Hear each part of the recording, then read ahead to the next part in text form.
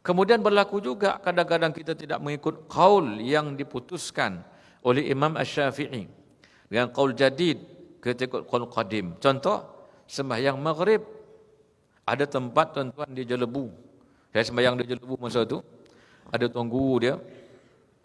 Sembahyang azan, terus iqamah, sembahyang maghrib, terus sembahyang ba'diyah maghrib, kemudian baru dia wirid.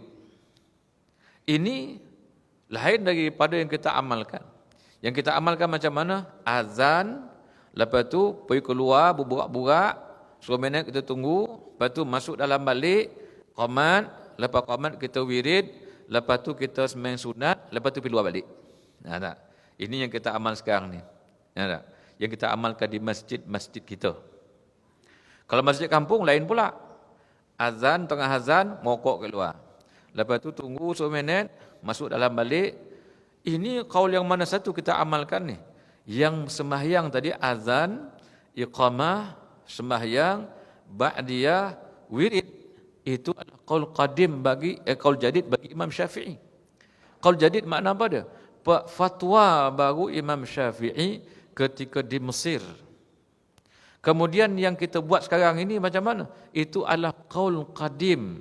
Itu pendapat Imam Syafi'i ketika di Iraq. Maknanya kalau ikut susunannya, pandangan itu sudah tidak terpakai lagi. Kerana dibatalkan dengan pandangan Imam Syafi'i yang baru.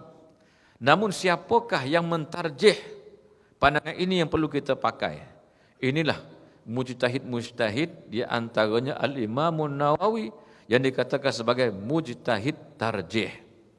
Kehebatan dia sangat luar biasa tuan-tuan. Lupa nak kahwin. Tanya ada orang, bila kahwin Syekh? Orang terfikir, kahwin ya. Beza dengan kita sekarang. Dah otak mikir nak kahwin je. Tapi yang ni tak. Kenapa dia?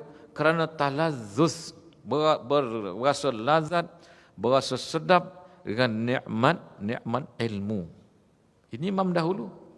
Allah kasih dia berbagai karamah. Tuan-tuan boleh tengoklah sejarah Imam Nawawi.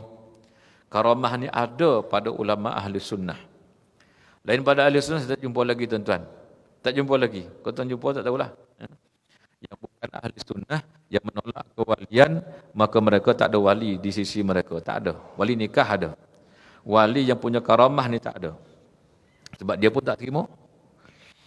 Kemudian, kalau seandainya tak ada hukum itu dalam mazhab Al-Imam Syafi'i, di qaul ashab ada katakan, pendapat ashab ada, atau pendapat Syafi'iyah, tetapi keperluan untuk berpindah kepada pandangan lain daripada ulama yang muktabar, maka ada jalan dan caranya.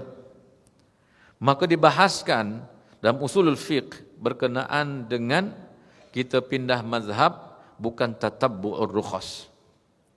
Dan dalam kitab iaitu Tarsyihul Mustafidin, syarah kepada Fathul Mu'in, bukan syarah kepada Fathul Mu'in, ada diceritakan bagaimanakah caranya untuk mengambil pandangan yang lain daripada pandangan Syafi'iyah. Artinya mengambil pandangan mazhab yang lain.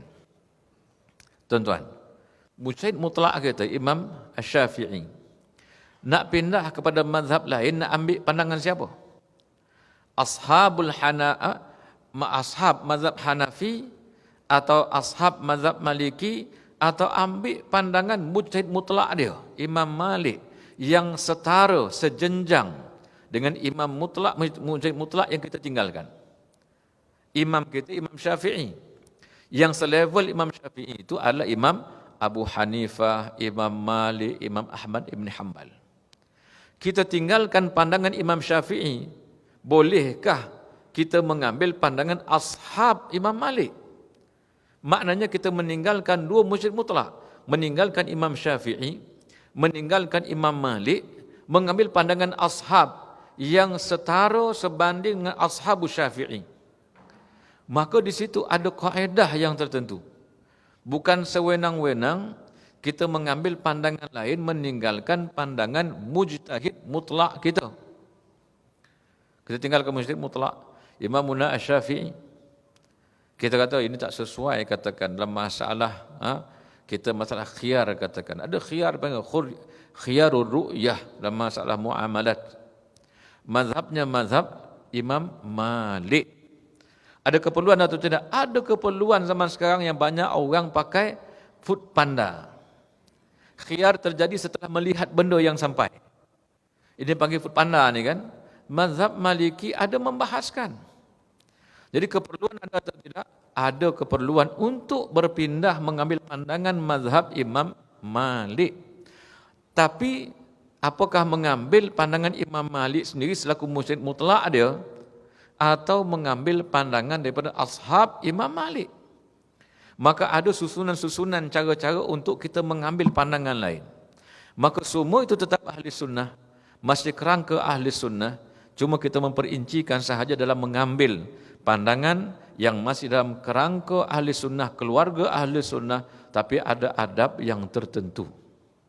Contoh saya katakan, kalau kita katakan satu kampung kita, kampung ni istilah Negeri Sembilan, tuan, bukan kampung yang besar. Rumah kita di kampung tu, satu tanah 2 ekar tu, dikira kampung lah. Macam istilah kita kata kambing masuk kampung. Kambing rompak masuk kampung.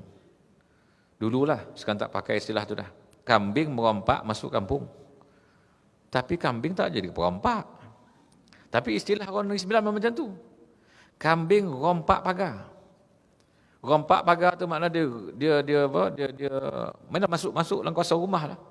Satu kampung, tapak rumah kita ada 4 buah rumah, katakan.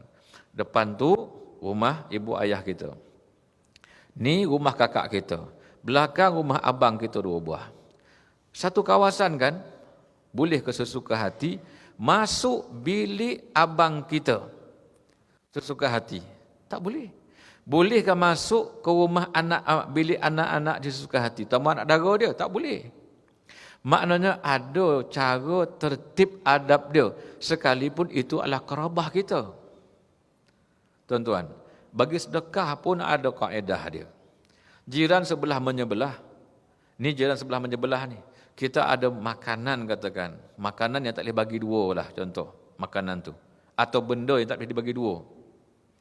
Kalau kita radio, yang dulu Walkman kan, ada dia punya kabel. Takkan kabel nak bagi orang sebelah, Walkman nak bagi orang sebelah ni. Dia kata, apa kejadahan ni? Tak, dia kata, ni kabel nak buat apa? Kabel earphone tu. Dia mesti pakai sekali. Jadi sekarang nak bagi siapa dia? Jiran A atau jiran B? Tengok lagi dekat. Jiran A ni jiran dia. Jiran B ni adalah abang kita. 2 hak dekat dia. Hakul jar dan hakul qarabah. Ini hakul jar. Jadi 2 dia menang dia banding yang ini. Maka dahulukan yang ini berbanding yang ini. Ni abang, ini bapak. Siapa lebih besar? Bapak kita. Jadi bagi siapa? Bagi bapak kita lah. Jangan bagi abang kita kalau benda tak nak pisahkan. Kenapa? Dia banyak hak dekat situ. Demikian ketika berpindah ke mazhab lain. Bukan semudah itu kita kata, saya nak ambil mazhab lain lah. Saya nak ambil mazhab lain. Kita ambil semayang satu mazhab lain, kita nak semayang mazhab lain, kita nak apa lagi? So mazhab kok campur-campur. Akhir jadi macam mana? Talfiq. Menindih mazhab. Bila menindih mazhab ni ada lagi perbahasan-perbahasan yang panjang lah. Baik.